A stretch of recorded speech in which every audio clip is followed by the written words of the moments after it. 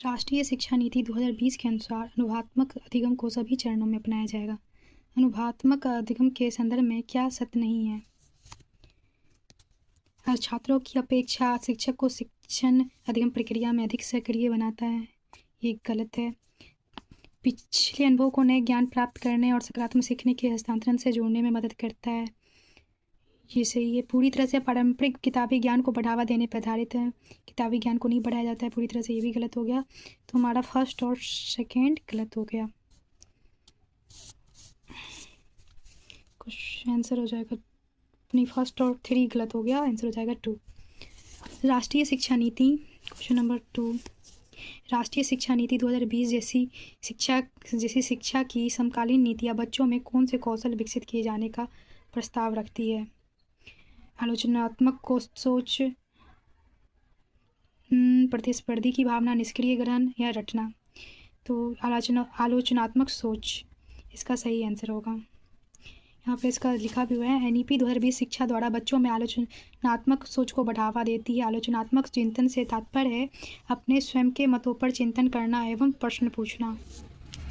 नई शिक्षा नीति 2020 जैसे समकालीन नीतियाँ सीखने के शिक्षा शास्त्र को प्रस्तावित करती है।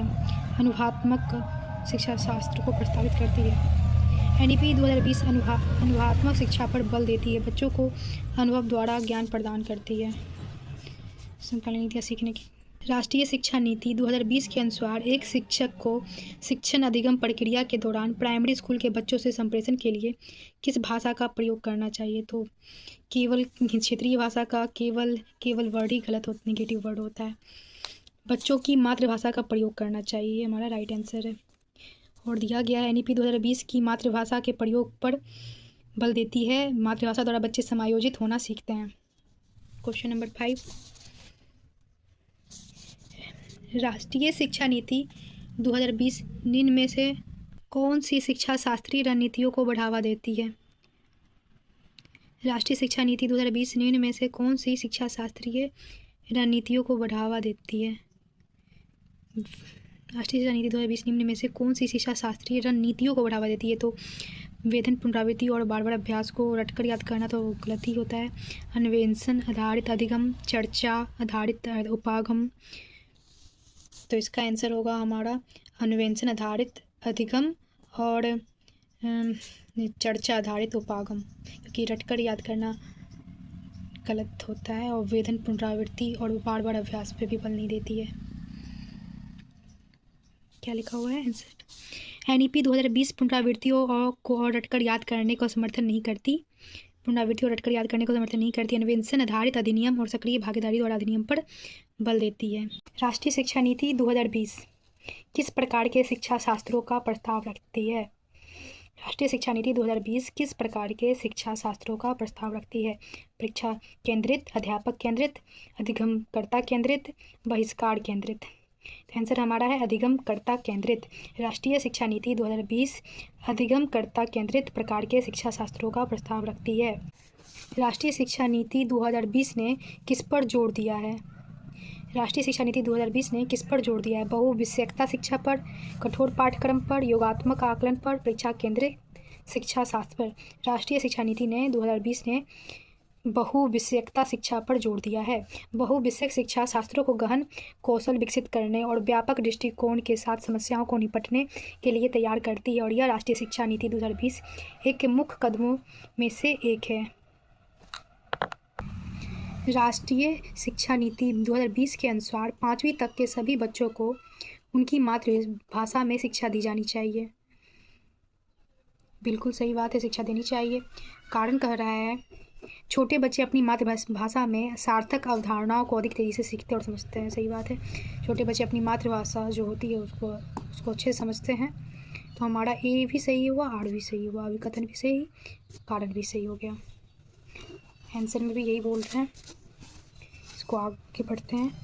राष्ट्रीय शिक्षा नीति 2020 अधिगम के कौन से तरीके पर बल देती है? राष्ट्रीय शिक्षा नीति 2020 अधिगम के कौन से तरीके पर बल देती है? अधिगम है तो करके सीखने पर बल देती है, वैज्ञानिक अधिगम पे भी बल देती है, डिजिटल अधिगम पे भी बल देती है, अनुवात्मक अधिगम पे भी बल देती है।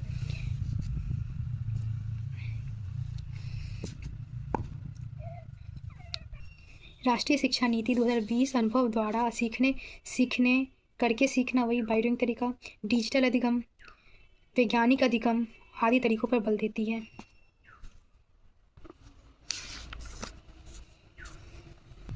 राष्ट्रीय शिक्षा नीति 2020 के अनुसार आकलन के क्या उद्देश्य है? सीखने के स्तर को सुनिश्चित करने के लिए विद्यार्थियों में तनाव उत्पन्न करना और डर पैदा करना, अध्यापन अधिगम क्रियाओं को दोहराना, अधिगम और विकास को अनुकूलित बनाना, कक्षा के अंदर और बाहर विद्यार्थियों को समर्थन देना। तो सीखने के स्तर, राष्ट्रीय शिक्षा नीति 2020 के अनुसार आकलन के क्या उद्देश्य है? तो सीखने के स्तर को सुनिश्चित करने के लिए विद्यार्थियों को तनाव उत्पन्न करना और डर पैदा करना, तो व्यवहारवाद में आ जाता है, इसलिए ये हमारा गलत होगा। सेकेंड सही है, अध्यापन अधिगम क्रियाओं को दोहराना, बार बार उसकी क्रियाओं को दोहराएंगे। अधिगम और विकास को अनुकूलित बनाना, कक्षा के अंदर और बाहर विद्यार्थियों को समर्थन देना, सपोर्ट करना। सेकेंड, थर्ड और फोर्थ सही हो जाएगा। आंसर 4 है, विद्यार्थियों में तनाव उत्पन्न करना और डर पैदा करना एनईपी 2020 का उद्देश्य नहीं है।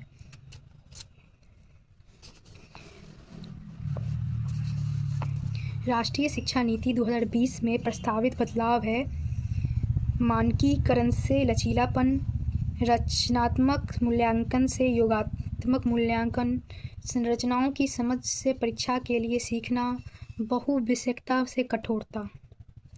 राष्ट्रीय शिक्षा नीति 2020 में प्रस्तावित बदलाव है मानकीकरण से लचीलापन, स्टैंडर्डाइज्ड नहीं होना चाहिए, थोड़ा लचीलापन होना चाहिए, यही बदलाव है। इसका एनईपी 2020 में रचनात्मक मूल्यांकन पर बल दिया गया है, एनईपी 2020 मानकीकरण से लचीलापन पर बल दिया गया है। ज़रूरत के हिसाब से बदलाव करना जरूरी होता है, बिल्कुल सही बात है। अब क्वेश्चन 12 क्या बोलता है? राष्ट्रीय शिक्षा नीति 2020 बहुभाषिता को बच्चों को सीखने में एक रुकावट की तरह देखती है। बहुभाषिता तो रुकावट की तरह बिल्कुल नहीं होता है। बच्चों को कक्षा में पूंजी के रूप में देखती है। शिक्षण अधिगम की प्रक्रिया को एक अनावश्यक जटिलता के रूप में देखती है, ये भी गलत है। समावेशी शिक्षा में अवरोध के रूप में देखती है, तीनों हमारा गलत हो गया, फर्स्ट, थर्ड और फोर्थ। आंसर ये हो गया। राष्ट्रीय शिक्षा नीति 2020 बहुभाषिता को कक्षा में पूंजी के रूप में देखती है। हमारा आंसर भी कह रहा है एनईपी 2020 बहुभाषिता को प्राथमिकता देता है ताकि अधिगम को सरल बनाने में सहायता करता, न कि उसे जटिल बनाना है।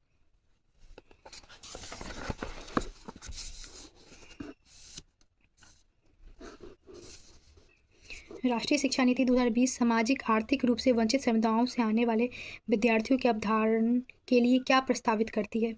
राष्ट्रीय शिक्षा नीति 2020 सामाजिक आर्थिक रूप से वंचित समुदायों से आने वाले विद्यार्थियों के अवधारण के लिए क्या प्रस्तावित करती है? रटकर सीखना, ये तो रटना ही गलत टैग वर्ड होता है, इसलिए इसको काट दीजिए। पाठचर्या और मूल्यांकन का मानकीकरण हमारा निगेटिव टैग वर्ड है। प्रदर्शन उन्मुख परीक्षण, प्रदर्शन नहीं करना होता, ये संदर्भित और अर्थपूर्ण पाठचर्या, ये आंसर होगा इसका है। क्वेश्चन फिर से पढ़ लीजिए। राष्ट्रीय शिक्षा नीति 2020 सामाजिक आर्थिक रूप से वंचित समुदायों से आने वाले विद्यार्थियों के अवधारण के लिए, जो आर्थिक रूप से कमज़ोर हैं और से वंचित समुदायों से आने वाले विद्यार्थियों के अवधारण के लिए क्या प्रस्तावित करती है? तो वो प्रस्तावित करती है संदर्भित और अर्थपूर्ण पाठचर्या। सामाजिक आर्थिक रूप से वंचित विद्यार्थियों के लिए पाठचर्या अर्थपूर्ण एवं उनकी क्षमता आवश्यकता के अनुसार होनी चाहिए, बिल्कुल। राष्ट्रीय शिक्षा नीति 2020 निम्नलिखित में किसको प्रस्तावित नहीं करती? निगेटिव खोजना। यह सीखना कि कैसे सीखना है। विषय वस्तु में बढ़ोतरी, -360 डिग्री समग्र प्रगति रिपोर्ट कार्ड, मानकीकृत पाठचर्या, शिक्षा शास्त्र और मूल्यांकन। तो हमारा आंसर हो गया यह सीखना कि कैसे सीखना है, विषय वस्तु में बढ़ोतरी, -360 डिग्री समग्र प्रगति रिपोर्ट कार्ड, मानकीकृत पाठचर्या, मानकीकृत है इसलिए यहाँ पे भी गलत हो जाएगा। और विषय वस्तु में बढ़ोतरी, विषय वस्तु को घटाने पे बल दिया गया है, बढ़ोतरी नहीं है, तो ये हो जाएगा हमारा आंसर फर्स्ट। राष्ट्रीय शिक्षा नीति 2020 निम्नलिखित में से किसको प्रस्तावित नहीं करती? इन दोनों को प्रस्तावित नहीं करती है। बाकी यह सीखना है कैसे सीखना से प्रस्तावित करती है। -360 डिग्री समग्र प्रगति रिपोर्ट कार्ड भी प्रस्तावित करती है। इसका क्या कहा गया है? एनईपी 2020 विषय वस्तु में बढ़ोतरी एवं मानकीकृत पाठचर्या शिक्षा शास्त्र एवं मूल्यांकन को प्रस्तावित नहीं करता। अब क्वेश्चन नंबर 15 ले लेते हैं। राष्ट्रीय शिक्षा नीति 2020 के अनुसार शिक्षा को किस पर बल देना चाहिए? संकल्पनात्मक समझ पर, गैर संदर्भित विषय वस्तु पर। रटकर सीखना तो एकदम गलत होता है। परीक्षाओं के लिए सीखना ये भी गलत है। गैर संदर्भित विषय वस्तु, गैर संदर्भित ये तो बिल्कुल गलत हो गया। तो हमारा आंसर हो जाता बचता है संकल्पनात्मक समझ, बस यही। राष्ट्रीय शिक्षा नीति 2020 के अनुसार शिक्षा को किस पर बल देना चाहिए? तो NEP 2020 बच्चे की संकल्पनात्मक समझ द्वारा शिक्षा को बल देता है।